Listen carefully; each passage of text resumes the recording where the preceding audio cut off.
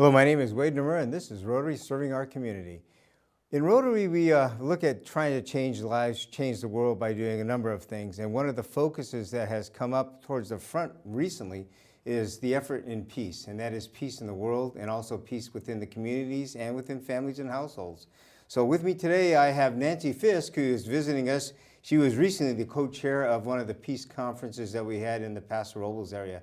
Nancy, welcome. Thank you. It's good to be here. Thank you. So tell us a little bit about yourself.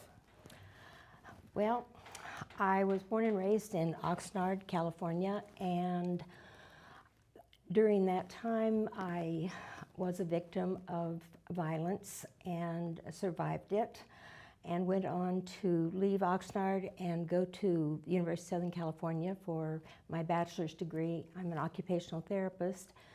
And for the next 27 years after I finished my training, I worked in mental health as a clinician, occupational therapist, then as a consultant to a developing mental health corporation, and then vice president of that corporation. And my mental health career at that point spanned 17 years. Then we made the move away from the Los Angeles area to the central coast of California in Paso Robles, and thought we were going to go into a bed and breakfast endeavor, but decided we weren't done with mental health yet. So we went back to work at the state hospital in Atascadero, which is one of the largest totally forensic facilities in the world. I was there for 20 plus years, went back on some contract work after my late husband passed away, and I've been involved in mental health and community service ever since we've been in Paso, which is 34 years now. Wow. The work pointed initially from the state hospital. Our executive director wanted us to get acquainted with our community and interpret our mission as a mental health facility, although we treated a very controversial population of patients because they had all been committed by some form of the penal code. So I joined Rotary. That was in 1990, and I've been in Rotary for 28 years now. I started in Atascadero, where that hospital was. Then was invited to help charter a new hub in Templeton, which we went ahead and chartered in November of 2001. And in 2011 and 12, I was privileged to be the president of that club. I'd been their secretary from the beginning. And then my focus in my life turned more toward Paso Robles, and I joined the Paso Robles Sunrise, Rotary Club of Paso Robles Sunrise. And that was 3 years ago, and now I'm privileged to say and happy to say I'm the president of that club for the years 2018 and 19. Great. Quick question for you. So what got you involved with Rotary? What drew you to the organization? The organization, as I studied it, provided a focus of my energy and financial resources to give back in a way that I could trust. I knew whatever work we put in for fundraising, the funds would be well expended. And then I learned about our avenues of service. And the club service is a builder of fellowship and bonding of human beings and people. And in a Rotary Club, we're pretty close. Then there's the avenue of service to the community, and that was the driving force when I was at the hospital. They wanted the management staff of the hospital to become acquainted with that community and try to erase some of the stigma of mental health. Whether people are penal code commitment or in a jail program or in a private psychiatric hospital, we're all people. We start with that common denominator, and it's not fair to have an unfair impression of a patient when they leave to go and try to start their life again. So the executive director really wanted us to get acquainted and interpret our mission, which we did. And we worked very hard in Rotary and gave back, and it showed that we were just like any other human beings wanting to help. Then there's our international avenue of service, and that opened a door for work that I've done for the last 17 years in Guatemala, with a couple years exception. I wanted to build a playground in a colony that I was helping to build with Habitat for Humanity, and I was in Rotary, so I thought it'd be pretty smart to get Habitat and Rotary involved in a common project. And I was really pleased. Within the last 2 years, Rotary has now formed a strategic bond with Habitat. So I was a little ahead of time, and I was happy about that. The avenues of service of vocational and new generations, of course, are critical to our world tomorrow. And they are also two of Rotary's avenues of service. So it was very easy to become a Rotarian and follow that direction. Great. So you're here, we invited you here to talk about your Peace Conference, which was, I believe it was the first annual? It was, and it was absolutely wonderful. We were probably nearly a year in planning, and in Paso Robles, we're still a small community, although we're approaching 37,000 people, 40, something like that. But we wanted to interpret the many avenues that peace can take in our world. And that begins at home. That begins at home with awareness that one is entitled to and has the right to live in a peaceful, supportive, loving home. It begins, the next step is in school, where children should be reinforced and supported by not being bullies in school, and by doing the right thing, and by helping each other and playing well together, and studying well and preparing themselves for their futures. So that was a natural avenue to reach into the school district. We also have a good, excellent record for safety in Paso Robles, and we thought that we wanted to include our local law enforcement to put their information out to the community about how do we support peace while enforcing safety in the community. It's very difficult, but being forceful doesn't lead to peace. Right. Communicating and caring about human beings, being honest and equipped and well-trained, absolutely, but protective justice is the police department in Paso Robles, and we invited the police chief to talk about that. Then we wanted to once again reinforce the school, the importance of these years with our kids in school, and we invited the athletic director and physical education director for our school district, and he came and he talked to us about building young men and women through competitive sports that are not violent. And it's not about beating somebody to the ground to get a point. It's about healthy competition and feeling good about yourself and how you played the game. We were doubly blessed with that particular presentation because the athletic director had grown up in chaos and in a violent home, and he was able to explain and talk about very personally how important it was to observe our children in school and pick up the symptoms of an uncomfortable home situation, or a child that was at risk, or otherwise had some special needs that if they were not addressed, it could lead to other challenges down the line. So we had the school district involved, we had the police department, we had our mayor talk about peace in the community and how blessed we are to live here in a community where there isn't war around us.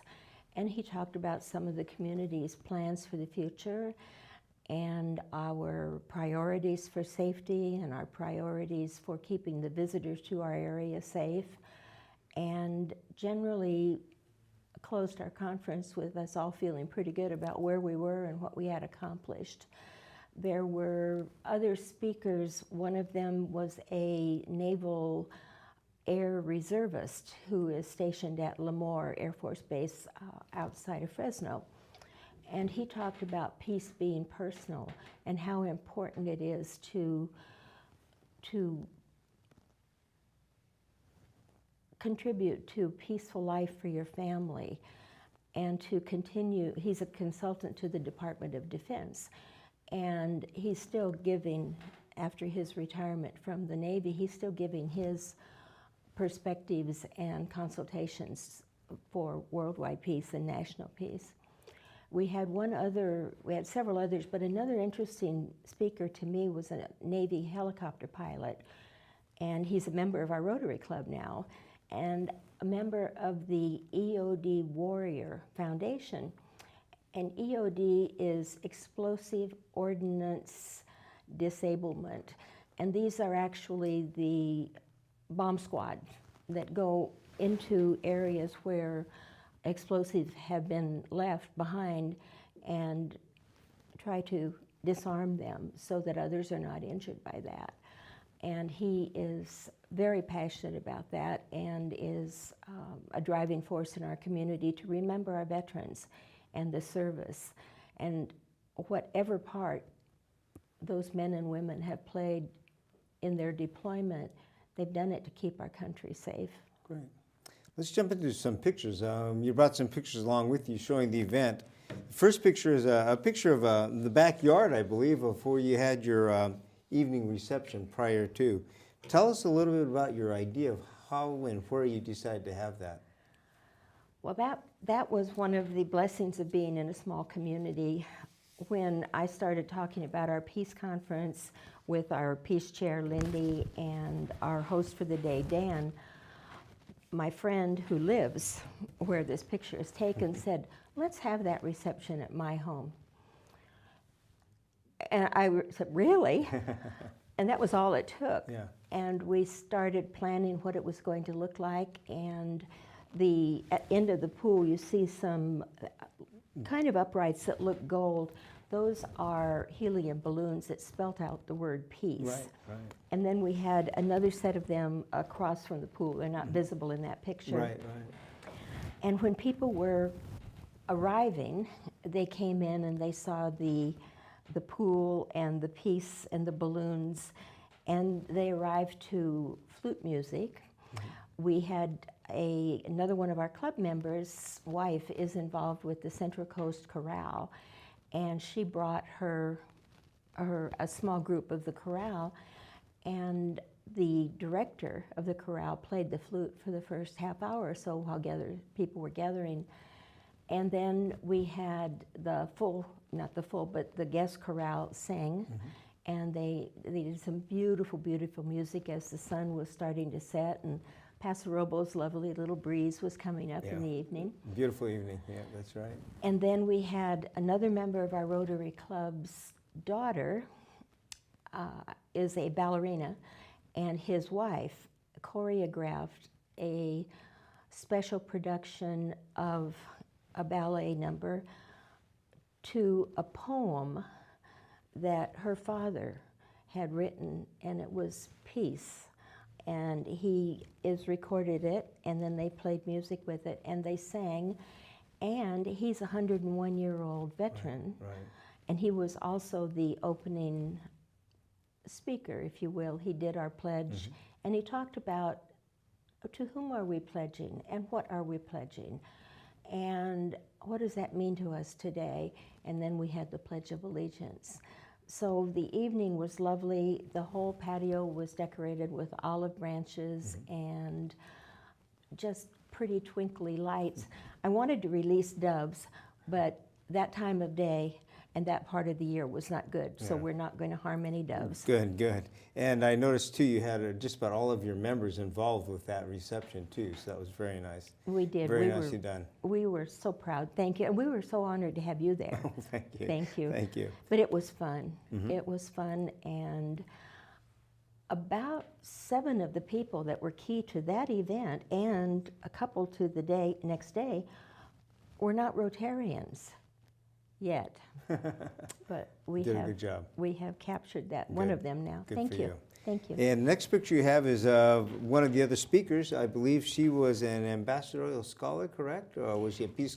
Oh, she was a peace scholar. She is the founder of the Petra Peace Foundation, which is doing work to build flexibility and resilience in peace volunteers.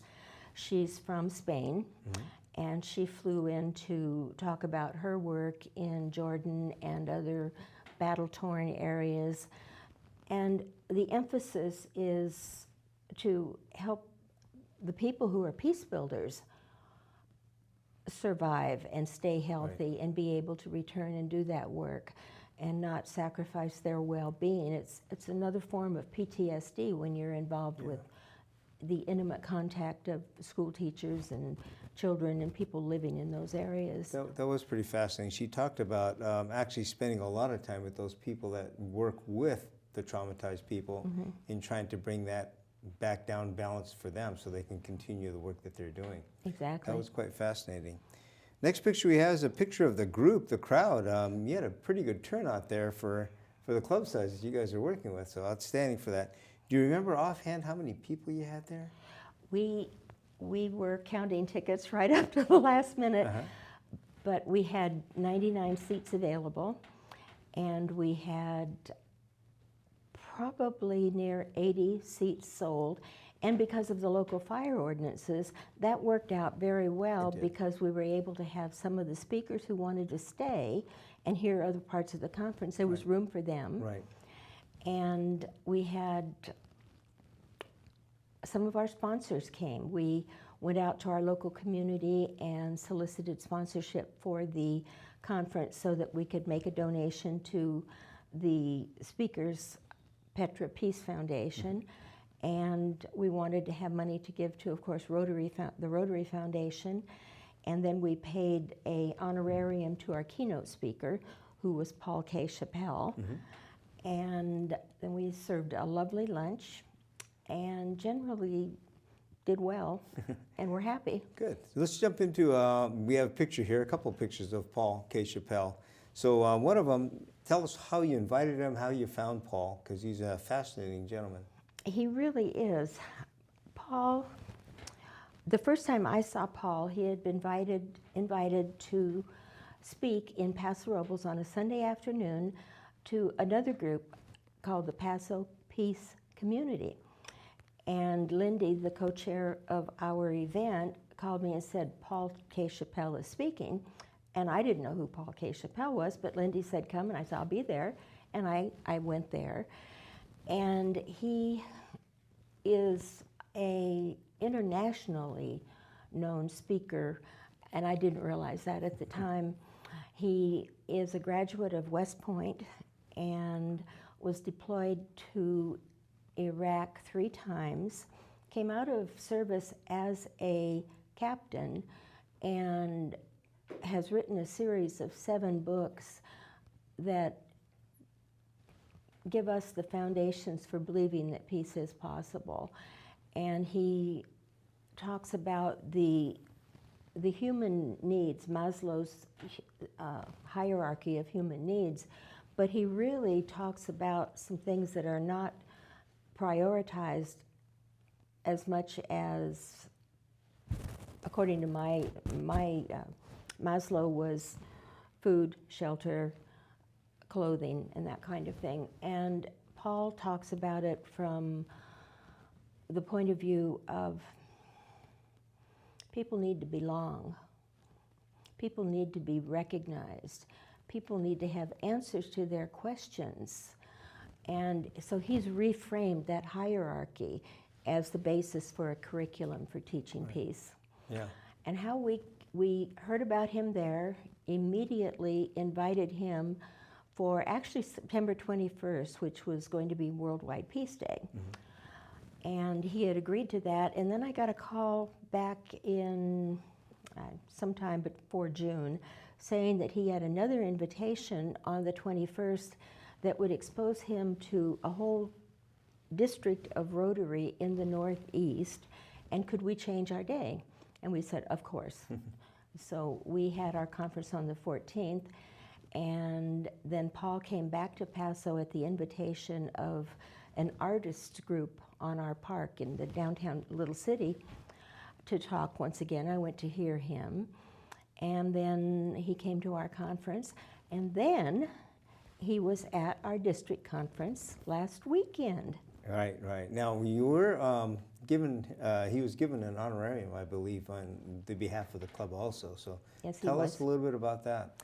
He was given a Paul Harris Fellowship, which is one of the first goals that people in Rotary, one of the first goals I started striving for. I wanted to be a Paul Harris Fellow. And what that means is, among other things, that $1,000 has been contributed to the Rotary Foundation on behalf of an individual or a cause or whatever. And we wanted to give Paul that recognition because of his incredible work with eradication or maintenance and establishment of peace around the world. Right. You had mentioned Rotary's areas of focus, and with the near eradication of polio now, our areas of focus, the first one is peace, seeking peace. Correct. And the last picture we have with the group shows a group photo, actually, of some of the speakers. If you want to identify or recognize any of those people, and possibly maybe some of the committee people that weren't able to make it. Sure, I'd be happy to. Sure. The lady to the far left is Lindy. She is the Peace Builder Club chair for my Rotary Club, and she and I work together on this peace conference. The next lady over is Sandy Schwartz, and she's the district governor of District 5240, Right. and she introduced our keynote speaker, Paul K. Chappelle, Okay. for the conference. The next gentleman is Dick Bloomquist. He's a World War I veteran who read the peace poem and led our Pledge of Allegiance. He's the father of the lady who brought the dancers to us. And the next lady is Bianca Neff. She is the founder and executive director of Petra Peace Builders. Then we have Dory Stone. Dory is the executive director of Common Ground, also an organization looking for common ground between people, as well as care for the earth and other projects locally in our community. The next person there would be you, Right. Wade, and you opened our conference talking to our community about the Rotary Foundation, and you shared your personal background with the experience your family had as being interred after Pearl Harbor. Right. And that was very moving. Well, thank you. And we've had a lot of feedback about how strong and how much that meant to people. So again, I get to thank you for that. My pleasure. Thank you. And then there's me in the yellow. And standing behind me is Dr. Dan Mead. He was our host for the day, and he took all of these speakers and coached them toward a common thread. We wanted diversity in the term of anybody can contribute to peace. We need to raise our awareness, and we need to talk to each other and have mutual respect. And in a world where you can be anything, be kind. And he contacted all of our speakers. It was, I think we had 15 or 16 speakers, and it was pretty tight. But they all talked about peace is possible from their unique perspective. So Dan was our host for the day. The next person here is a past district governor, Loretta Butts. I think she was district governor in 14, 15, but again, she started her Rotary career in Atascadero, then helped charter Templeton, and now has gone back to Atascadero, which was her home club. But she's been very active in the peace building within Rotary, and she's probably gone to every international convention since she has been involved in Rotary. She brings a broad background in Rotary work.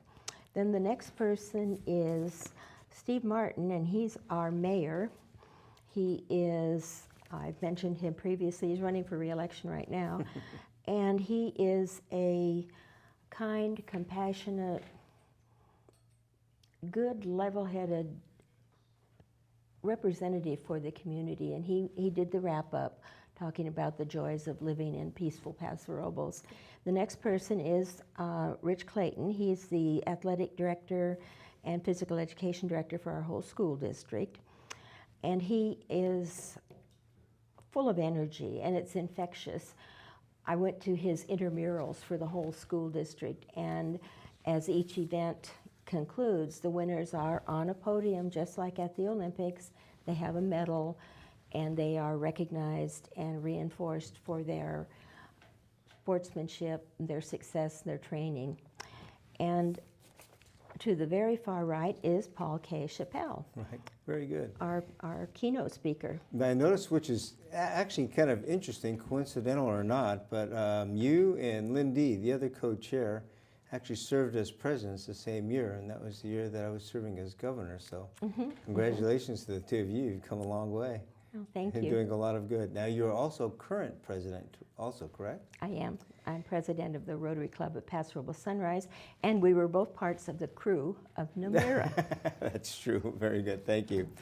We have a few minutes left, so give us a vision, since this was the first annual, which direction you're planning on going for the next one? Since it's going to be, you talked about a second one, a second annual. Yeah. That is absolutely fascinating question. Last week, no, 2 weeks ago, at our Rotary Club meeting on Wednesday morning, a friend of mine who was a charter member of Templeton came in. His name is Rex Swan, and he has done a, pardon me, large amount of work on some potentials for peace and observations he made back in 2006 and 7. And Lindy, our peace chair, is going to have a sit-down meeting with all of us in the next probably couple of weeks to talk about his vision. And that came out of hearing about the peace conference. And he came forward with this work that he did, but he hasn't moved it anywhere. And then I was contacted by a company that knows the founder of Kind, K-I-N-D, protein bars, and I think healthy snacks. Right. And his name is David Leibowitz, I believe. And they're encouraging us to invite him.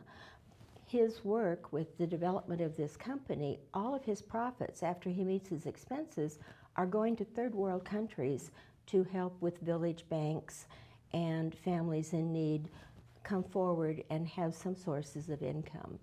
So that's an excellent potential.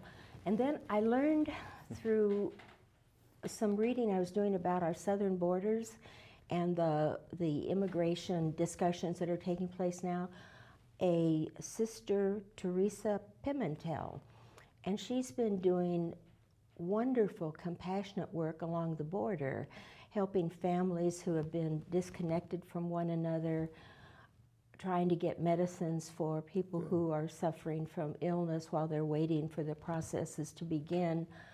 So it sounds like you overall have a pretty good lineup of things coming up for the future. You're going to be involved with that too, I believe, right? Absolutely. You're going to be helping out. God willing, yes. Well, very good. Nancy, thank you very much for your time and for all the work you're doing for peace around the world. I'm hoping it's successful. I would love to see more international people coming. With all the work that you're doing, it's going to be an outstanding one for the second year. So with that, thank you very much for your time. Thank you for providing a platform to talk about Great, this. thank you. And for those of you out there, take a look at that. Next year, about the same time, we will have the second annual Peace Conference in the Paso Robles area. And with that, thank you very much for joining us, and we will see you next time.